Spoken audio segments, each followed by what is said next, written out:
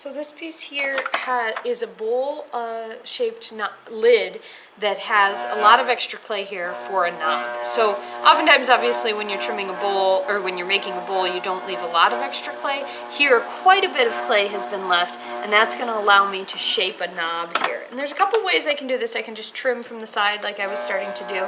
I can also come in and actually kind of outline where my knob is going to go.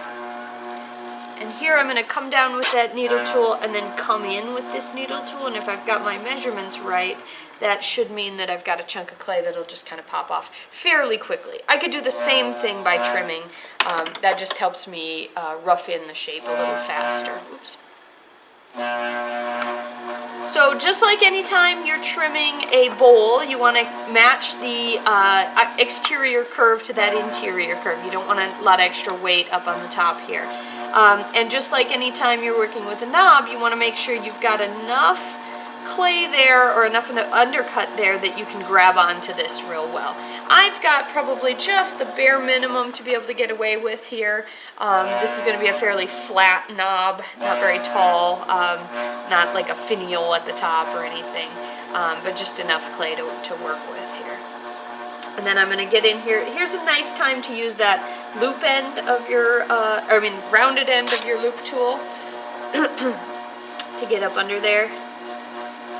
And you can see my clay's fairly wet. One of the things that happens when you've got a big chunk of clay like this is it's going to dry slower. So other things that I've been trimming today have been the right stage. This has been fairly wet, in part because of the structure of it.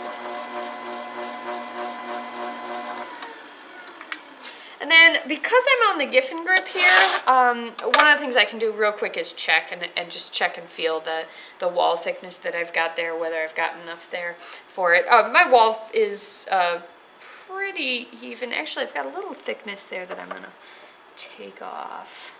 So I'm going to pop it right back on here. Keep working with it.